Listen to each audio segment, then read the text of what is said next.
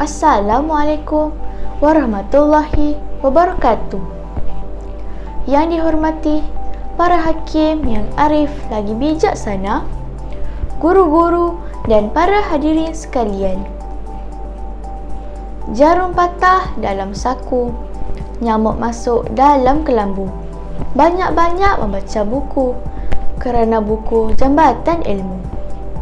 Nama saya Nur Narah Akilah binti Azaidi, seorang murid tahun 6 yang bersekolah di Sekolah Kebangsaan Payah. Saya telah membaca 5 buah buku yang bertajuk Kasih Sayang yang Terindah, Harimau Bintang Berekor Panjang, Kalung Pusaka, Tamak Halubah Tidak Bahagia, dan Dilema Keluarga Pak Mudin. Buku yang saya akan ceritakan pada hari ini ialah Kasih Sayang yang Terindah. Buku ini dikarang oleh Nur Aslina Mamat dan Aimah Muhammad. Buku ini telah diterbit oleh Mindamed Sendian Berhad pada tahun 2014. Buku ini menarik minat saya kerana ia mempunyai nilai-nilai murni dan banyak pengajaran. Keseluruhan buku ini mengandungi 32 muka surat. Muka surat 1 dan 2 mengandungi tajuk buku, nama penulis dan tahun terbitan. Manakala muka surat 3 hingga 30 mengisahkan tentang kehidupan Syahir bersama ibunya. Pada muka surat 31 pula terdapat sedikit latihan untuk pemahaman kepada sesiapa yang membacanya. Dan pada muka surat terakhir, buku ini menunjukkan nilai-nilai dan pengajaran yang boleh kita contohi. Izinkan saya menerangkan sedikit kisah daripada buku ini. Buku ini mengisahkan seorang budak lelaki bernama Syahir. Di awal persekolahan lagi, Syahir merupakan seorang budak yang pemalas dan panas baran. Ibunya tidak jemu-jemu menasihati dan memberi tunjuk ajar kepada Syahir. Namun, Syahir tetap dengan perangannya yang begitu nakal sekali. Apabila Syahir sudah dewasa, terdapat satu kejadian yang menimpa dirinya. Kejadian yang menimpa diri Syahir itu telah memberi keinsafan kepada dirinya. Syahir sangat menyesal dengan sikap dan perbuatan yang dia lakukan sebelum ini.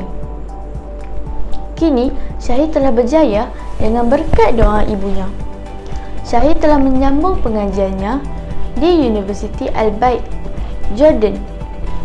Kisah ini memberikan kesedaran kepada diri saya bahawa seorang anak perlu menghormati dan taat kepada ibu bapa. Terdapat banyak pengajaran yang boleh dipelajari seperti rajin berusaha dan jangan cepat putus asa, menghargai orang yang pernah berjasa kepada kita, patuh dan taat kepada ibu bapa, memberi kasih sayang kepada anak-anak, dan yang paling penting, sebagai seorang pelajar, kita seharusnya lebih mementingkan ilmu pengetahuan daripada hal-hal lain. Saya mencadangkan kepada semua supaya membaca buku ini kerana cerita ini memberikan pengajaran yang sangat berguna kepada kita. Sebagai seorang anak dan murid, buku cerita ini amat sesuai kerana ia memberi kesan yang positif dalam diri untuk kita contohi.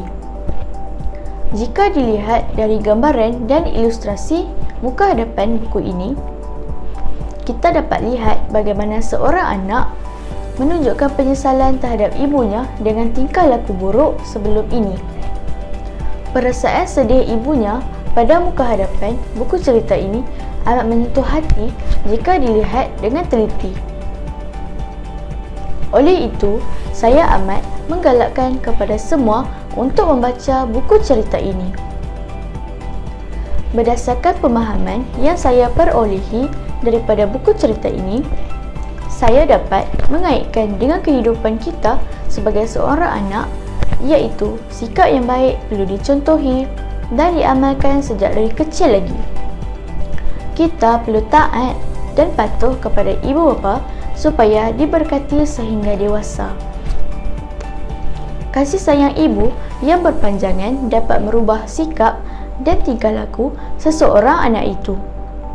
Itulah lumrah kehidupan manusia yang benar-benar terjadi jika seorang anak itu mengabaikan perintah ibunya.